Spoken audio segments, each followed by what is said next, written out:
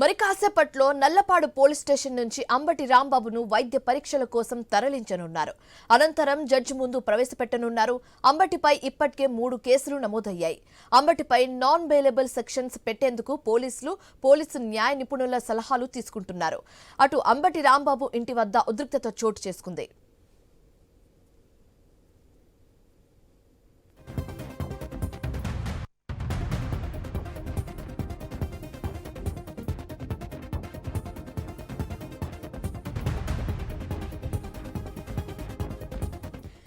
మరి కాసేపట్లో Nallapadu police station నుంచి అంబటి రాంబాబును వైద్య పరీక్షల కోసం తరలించనున్నారు. అనంతరం జడ్జి ముందు ప్రవేశపెట్టబోతున్నారు. అంబటిపై ఇప్పటికే 3 కేసులు నమోదయ్యాయి. అంబటిపై నాన్ బెయిలబుల్ సెక్షన్స్ పెట్టేందుకు పోలీసులు న్యాయ నిపుణుల సలహా తీసుకుంటున్నారు. అటు అంబటి రాంబాబు ఇంటి వద్ద ఉద్రిక్తత చోటు చేసుకుంది.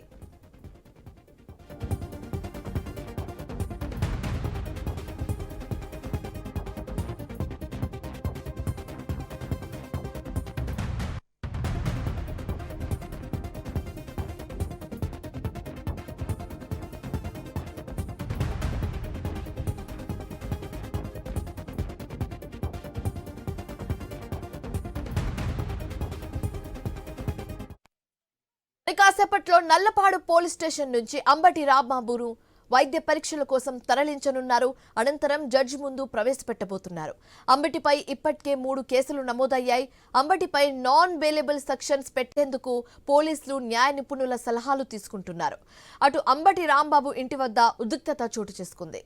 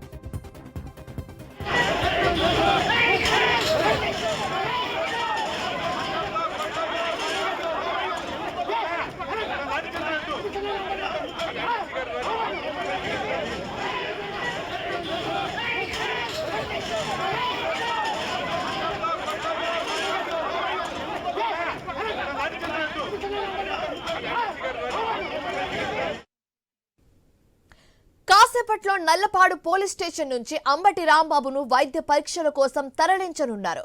అనంతరం జడ్జి ముందు ప్రవేశపెట్టబోతున్నారు. అంబటిపై ఇప్పటికే 3 కేసులు నమోదైనట్లుగా తెలుస్తుంది. అలాగే అంబటిపై నాన్ బెయిలబుల్ సెక్షన్స్ పెట్టేందుకు పోలీసులు న్యాయ నిపుణుల సలహాలు తీసుకుంటున్నట్లుగా తెలుస్తుంది.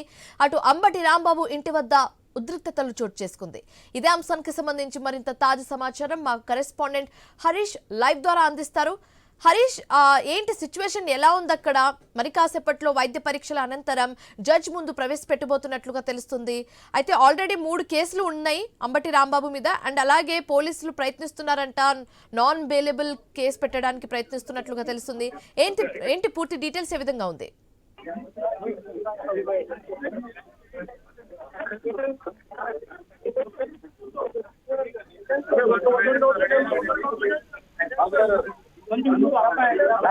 ఫోటోలు పడతాయన్నా కొంచెం వెనక్కి